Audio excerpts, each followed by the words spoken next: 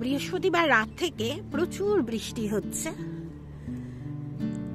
আর আজকে শুক্রবার আমি ভিডিওটা করছি, সকাল 10টা পর্যন্ত টানা বৃষ্টি হয়েছে। এবং এই যে বৃষ্টি পড়েছে, আবার কিন্তু ছাদ বাগানে ভরে যাবে সবজিতে। যদিও আমার কোনো গাছ কিন্তু খালি নেই, সবজি কিন্তু সবেতেই হচ্ছে। এখানে হচ্ছে, এই দেখুন, এগুলো ঝিঙে।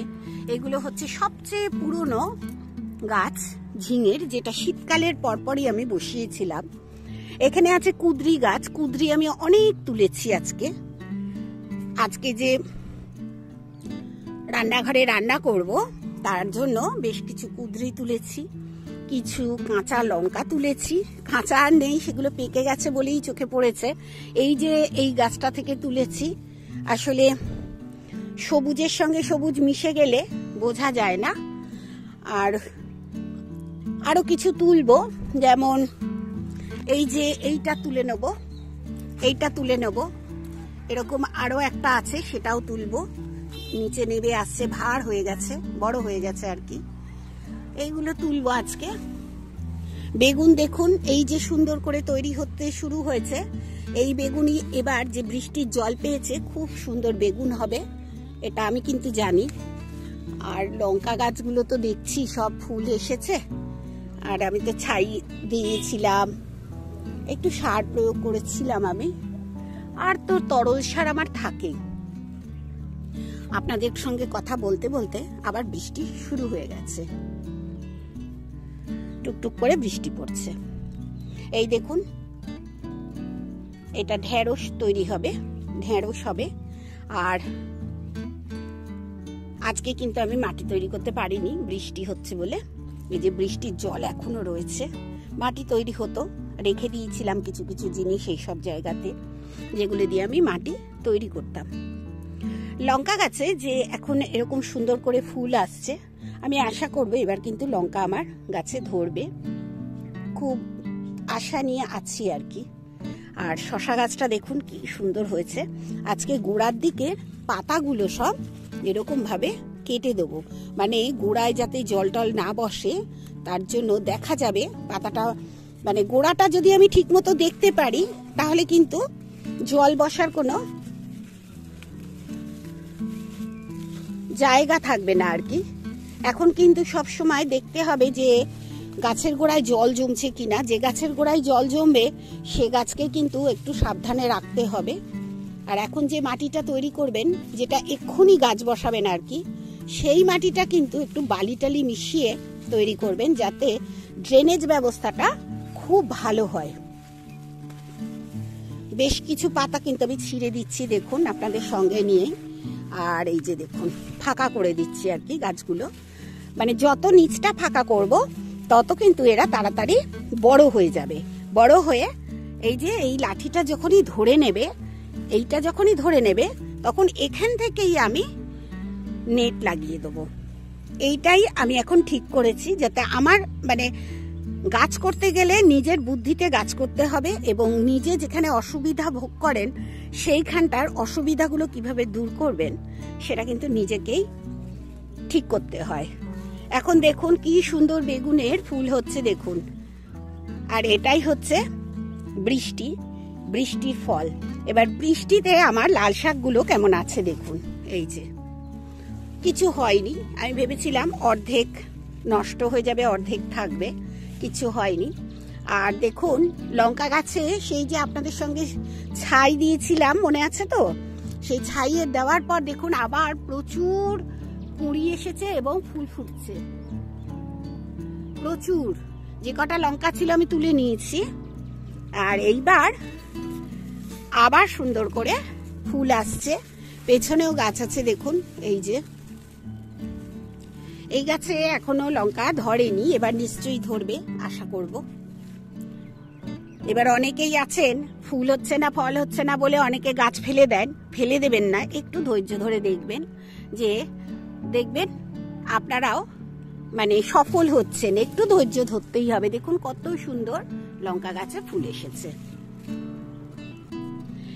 এইখানে যে ঝিঙে গাছটা আছে, এই ঝিঙে গাছটাই কিন্তু ফুল আসছে না, মানে ফল শুদ্ধ যে ফুল, ফিমেল ফুল আসছে না, আসবে নিশ্চয়ই।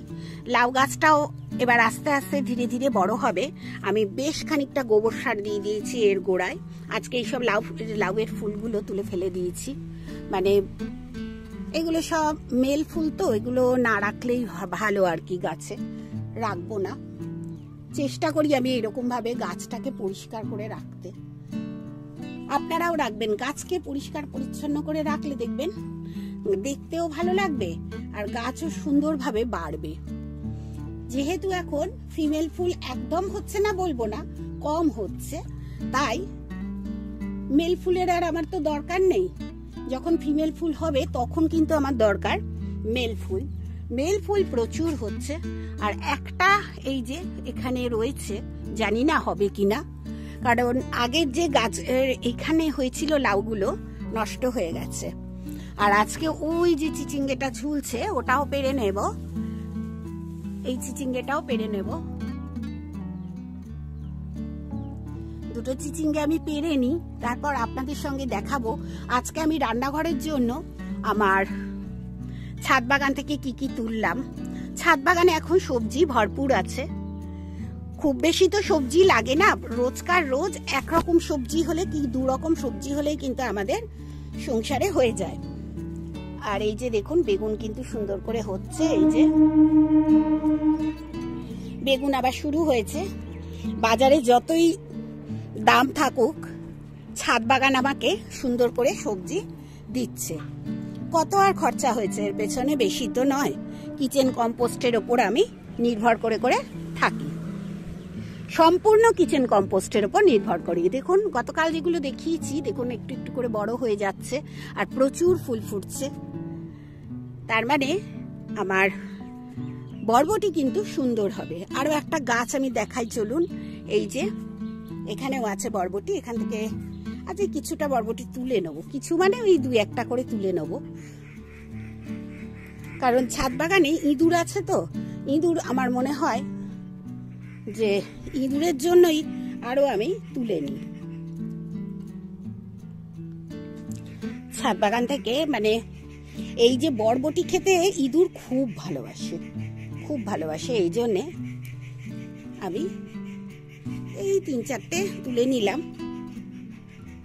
আরো আছে দেখুন কত, অনেক আছে। এগুলো যখন বড় হবে আবার আপনাদের সঙ্গে শেয়ার করব।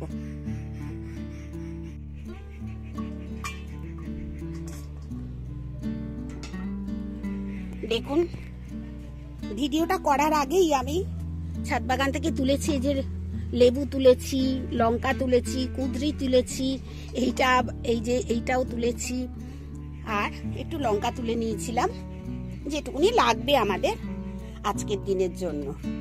এবার এই কাটারটা দিয়ে আমি চিচিঙ্গে গুলো তুলে নেব, কেটে নেব আর কি। কারণ ওই দেখুন কোথায় আছে, আমি এই সিঁড়িতে উঠবো, উঠে ওখান থেকে কেটে নেব। কেটে নিয়ে আসি। এই যে দুখানা চিচিঙ্গে আমি তুলে নিলাম, দেখুন আরো কিছু তুলবো।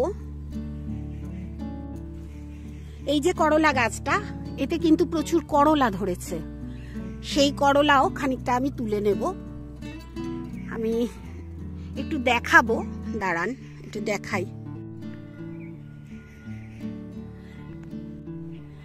এই যে দেখুন করলা হয়েছে, এখানে হয়েছে, আবার এই যে এখানটায় হয়েছে।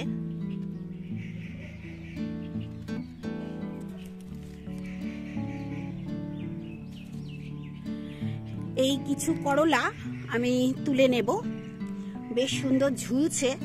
আরো আছে কিনা ভেতরে দেখতে হবে। তবে ঝিঙে কিন্তু আমার প্রচুর হচ্ছে, ঝিঙে হচ্ছে দেখুন কত, এখানে ঝিঙে প্রচুর হচ্ছে। এই যে